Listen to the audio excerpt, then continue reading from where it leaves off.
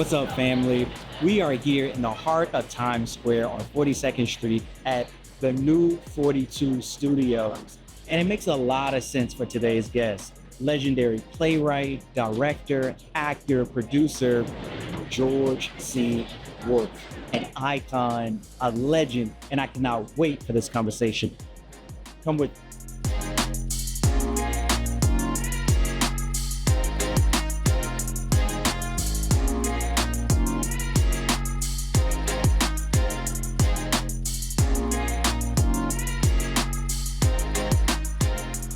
We are here with legendary writer, director, actor on the side, producer extraordinaire, the icon, George C. Wolfe. George, I just want to say thank you so much for being here today. It's really an honor. For those who may not be as familiar with you as I am, could you share just a little bit about your background and maybe how we got here today? How we got here today? Well, I took a taxi into Midtown New York, which is in the middle of the summer, which is always horrifying. No, I'm originally from Frankfort, Kentucky. I went to school. First time I came to New York was when I was 13 or 14. My mother was doing some advanced degree work at NYU, and we were living just right off of Washington Square Park. And so that was the first time in New York. And when I came here, at that time, I knew, okay, I already knew in advance that I was going to live here, but I knew for sure. And I saw about three or four Broadway shows, including Hello Dolly, a revival of West Side Story. And I saw a mobile theater unit production of Hamlet that Joe Papp had directed with Cleavon Little. And just the city itself was thrilling to me. Then I went to school in California, and I did theater there. And then at one point, I sort of started venturing into TV a little bit. This was when I was 22, 23, something like that. And I went into some meeting, and I made some joke, and the person in the meeting said, "Oh, he's quick. We're going to have to tie one hand behind his back." And I left that meeting, and I met with some friends last night, and I said, I'm moving to New York. And that's when I moved to New York. And I came here, and I was teaching acting at a bunch of different places, some of which are not in existence, but Children's Art Carnival in Harlem, at City College, at this place called the Richard Allen Cultural Center. And I was running around just trying to survive. And then I just stopped all of that, and I went to NYU, got a double MFA in dramatic writing and musical theater, and then fortunately enough, after a lot of struggle, but wrote a play called The Color Museum, and then that was that. Yes! Okay, well, since you brought up the Color Museum, let's talk about that. First of all, I don't think the Color Museum gets enough credit for just how pivotal of work it really was in theater, and what it added to the canon at the time. There wasn't a satirical piece about Black lives and Black culture in that way. And the way you elevated what we were doing and like the human experience through a Black lens was phenomenal. It was Afro-surrealism before Afro-surrealism had a word. Mm-hmm. But what were you thinking as like going through the writing process? Were you thinking you're creating this piece that, is avant-garde in a sense?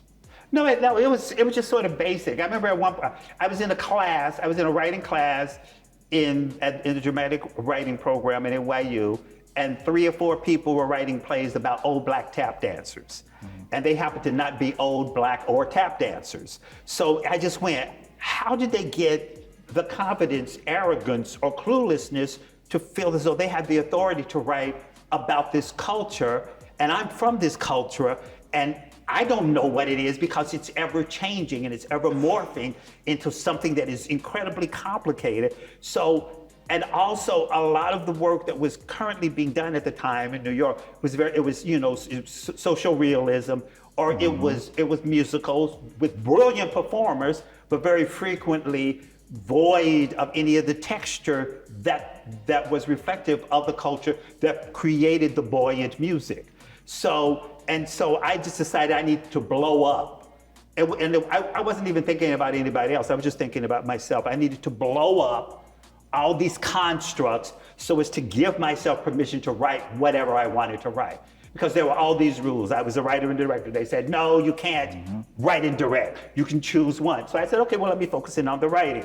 And then, and this is this. And then at one point I showed an early draft of the Color Museum, and one of the first exhibits is Miss Pat, who's flying an airplane to bring slaves to America. And one person said to me, a producer said to me, she needs to come back in the end and beg for forgiveness. All this like dumb crap that would place it in some category or some mode of behavior that would make people feel better about themselves. And that wasn't its responsibility. Its responsibility was to enter into the chaos and the madness of what I thought the culture was. And the final line of the piece is, my power is in my madness and my colored contradictions.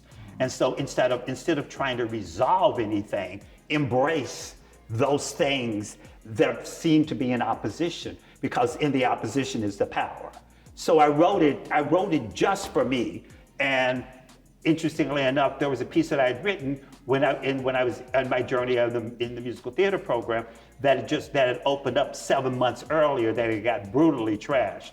And I wrote that piece, with a lot of hard work, but in some respects going, oh, this is going to be successful. And it wasn't. And the piece that I wrote for myself, that was just me telling stories the way I wanted to tell stories, that was the one that took off. So I'm eternally grateful that it happened in that order, because it made a lot of things very, very clear about what kind of artist I needed to be, what the landscape was about. Am I doing stuff to get a bunch of critics to pat me on the head and say good boy, or am I just telling stories that I feel need to be told? And so all of that got solved really quickly.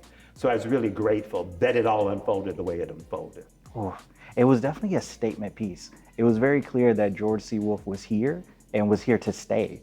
Well, we all know about all that. But there were people. At the time, there were a number of people who were part of the Black theater community who tried to lead boycotts. I went through all this sort of stuff. But the thing that was also really fascinating is audiences, regular people, and I'm talking Black and white audiences, started organizing groups. And we're coming back with 20 and 30 people. So in addition to it being this little critical darling thing, it was claimed and owned by a lot of different kinds of people. So I'm very proud of that as well. Oof.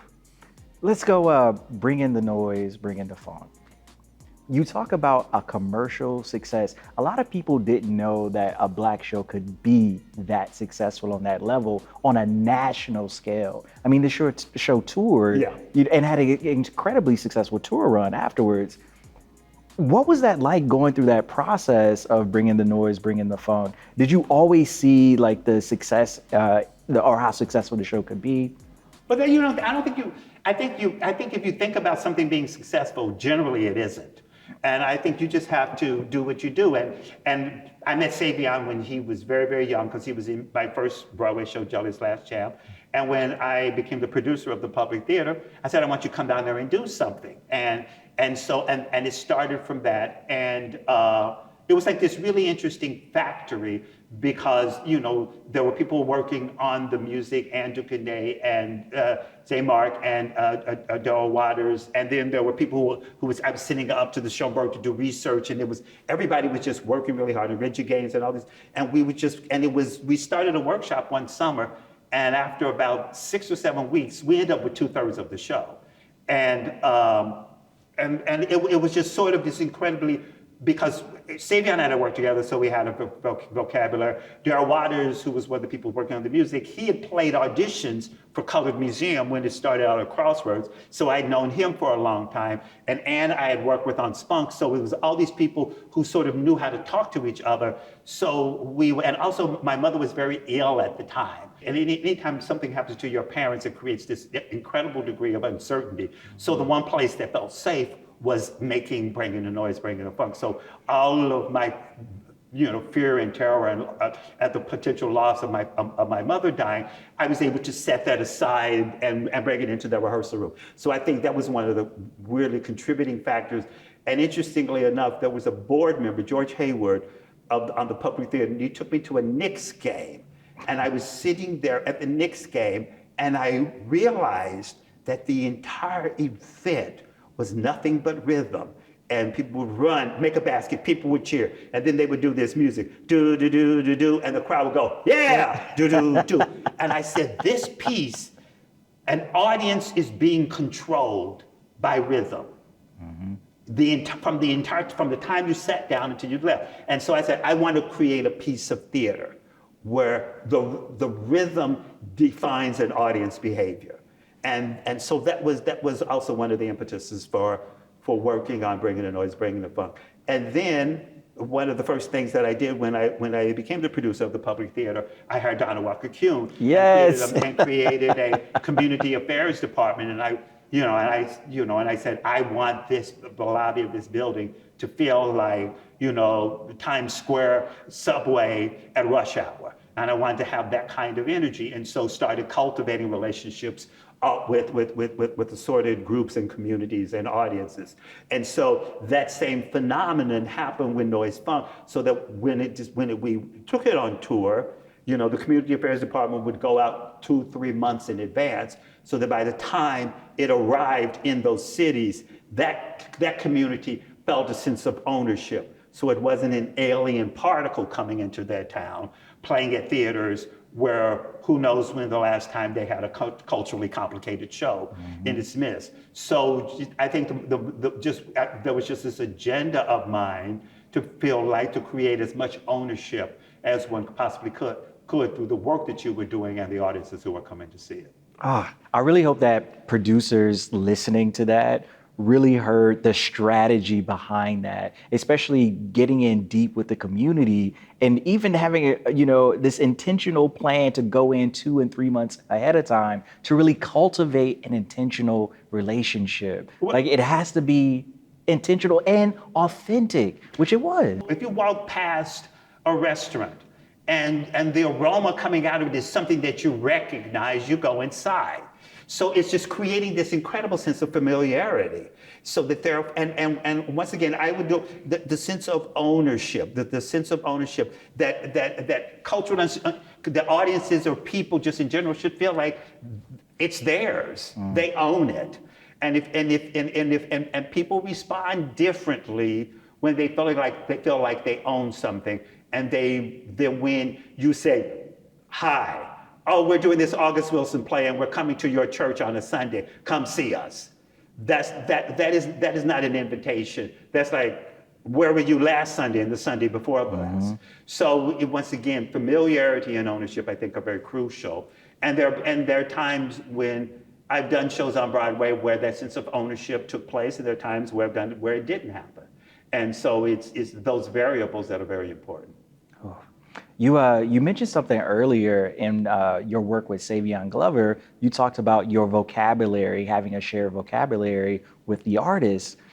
Another artist that you had a shared vocabulary with, who's quite different in many ways, is Elaine Stritch. Could you talk to us a little bit about Elaine Stritch at Liberty and what that process was like directing? Many would say you are the only person who could have directed that show. No, I don't know about that, but I don't know. John Lahr, who ended up working on the book for that show, there was some panel conversation. I think it was part of some festival at the New Yorker, and I was on the panel, and Elaine was on the panel, and somebody else was, but I don't remember who it was. And afterwards, she said to me, "People tell me I should work with you." People tell me. People tell me I should work with you. And she is, I get very confused when people are no longer alive, but brilliant storyteller and brilliant storyteller. Ruben Santiago Hudson and Elaine Stritch are like two of my, when they tell stories, they remember the tiniest, most insignificant details that help to illuminate the story. And so every day, and she was staying at Sag Harbor, and I was directing Top Dog Underdog at the exact same time. So I would take a car out on the weekends and see the work that they had done, and then give them notes and make suggestions and discuss the work from that perspective. And then we started just playing around in the space. And the thing that was really fascinating about working with her was she had this really brutal rigor in terms of herself, that she would go through the script and she would go, and then I went down. Did I say, when do I say go? What's the line? What's the line? What's the line? And she would just drill herself while she was putting it together. And the rigor that she invested in the storytelling, she wanted to get it so effortless so that you would not notice the energy that she was putting behind the story that she was telling. It was the same thing that was interesting working with Gregory Hines on Jelly's Last Jam, of taking the effort out of the performance so as to invite the audience inside. And, you know, and Elaine was very complicated. She wasn't free.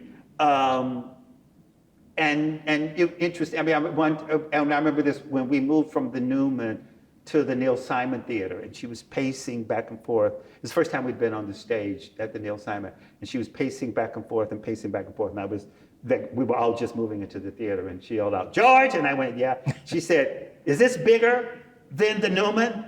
And I went, "Yeah." And she just paced. It was like an animal pacing. And then she went, "I like it." I mean, it's just sort of, so, but the ferocity and the rigor and the specificity of her work was just perpetually inspiring. And it was, I wouldn't say it was fun, but it was always, there was always an equation of it that was exhilarating. So we've talked a lot about your directing for the stage, but you also direct for film as well. You know, Ma Rainey's Black Bottom. Is your approach to directing different when you do it for film versus when you do it for the stage? I mean, there are various technical things that are very, very different, but in many respects, I think my job as a director is to work with people, and I don't care if it's an actor or designer or whatever, it's to empower them to make their work even better. And so that's what I do. And also on film, I always have at least a 2-week rehearsal period, you know, before anything is shot. And every day before we film anything, I clear the entire set of everybody, and it's just me and the actors playing around in the space, because, you know, it's imbuing them with the confidence and imbuing them with the structure of what's going to happen, so that when they go back to their trailers and doing hair and makeup, they have some sense of it, so that when they come back with a sense of ownership of the space and some beginning of an understanding of a knowledge of what they're doing, based on not only what we just did this morning, but also what the rehearsal process has been in general prior to us starting filming. We've talked about you as a director, you as a writer, you as a producer, but I personally also really love George as the actor as well. Some maybe remember your role in like Garden State. What is it like when you're on the other side of the camera? I hate it, and it's horrifying. I hate it, and it's horrifying. At one point, somebody asked me if it was a big film. I was like I was an actor in college, but I got too many control issues to ever, you know, if I had to go into a room and audition for on a regular basis, I turn into an insane person. You know, I'd show up with weaponry and attack. I'm in awe of actors and their ability to perpetually make themselves vulnerable to material while a bunch of annoying people sit behind a table and judge them. I'm incapable of doing that on a regular basis. But I remember auditioning for some movie, and somebody said, "Well, how did that feel?" I said, "It felt like somebody was taking metal spikes and dragging them into my eyeballs." It's horrifying to me. And then at the one point I was in The Devil Wears Prada, and I had like I had 2 scenes, and we were filming it, and then at one point they filmed it. You know, they filmed by shot over. It was over Meryl Streep, and then they filmed it behind me, looking at her. And I have a bald spot. Why are you filming my bald Why spot? you back there? It's like, why are you back there? Get away. I've already done it once. Let me go home. So I don't have, I mean, I love working with actors and I admire them, but I really don't have that astonishing degree of, I have it short term, the grace that an actor has to have in order to put themselves into that position and do that kind of work. I'm in awe of that. I truly am in awe. And I like to create a situation where hopefully I can make them feel as comfortable as they possibly can. But I'm not interested in being in that position in any way, shape, or form. I've done it a couple of times, that's fine. No. So first, I want to just say congratulations on the Lifetime Achievement Award at the Tonys. A huge honor. But I also want to say that it's very clear you are far from done. Looking forward, we have Gypsy coming up. Talk to us a little bit about your approach to that process and what audiences can look forward to. I have no idea. I mean, I don't really, I mean, my favorite time on any project is the period where you don't know.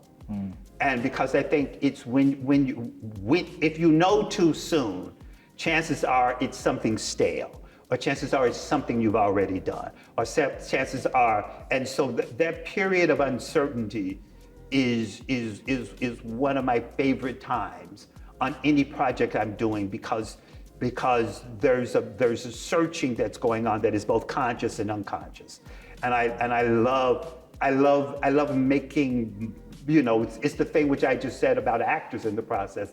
That's my version of an actor process. It's making myself available to the material, and if I come upon something that doesn't make sense to me, generally it's requiring that I go on a journey and figure it out. If I know what it is, then if I know what it is already, and that's also how I sort of choose what projects I'm going to work on. It's like, if I know what it is, why do it?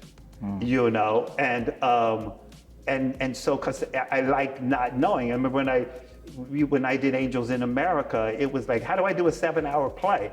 And I was like, oh my God, I'm overwhelmed. How am I going to do it? How am I going to do it? And then the voice said, just like anything else, one scene at a time. And there are muscles that you discover about yourself if you don't know. And I'm not saying I'm walking around like going, oh, I'm so confused. No, the not knowing is the first step of a journey of discovery. It's the first step. If you know it, then what are you discovering? So what is this? How am I working on it? How do I figure it out? What's interesting about it? And it's, it's very interesting. And, and there's one of the things that's fascinating to me about Gypsy is in Rose's Turn, which is this huge, aria that many wonderful people have done. Audra and I were working the other day, and I just heard this list.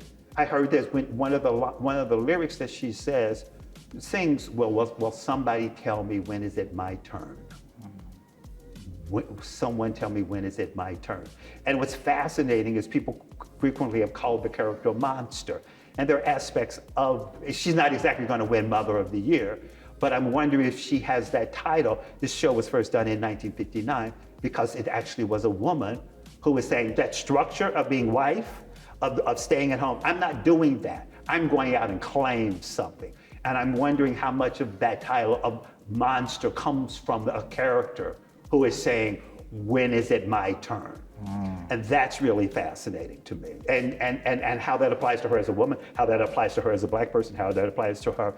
And all the characters, I think, are all looking for how do they get a piece of the thing that's going to make them feel safe and confident and empowered.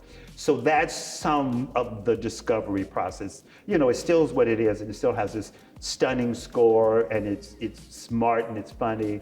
Interesting, when I was in the musical theater program, Arthur Lawrence was a teacher of mine.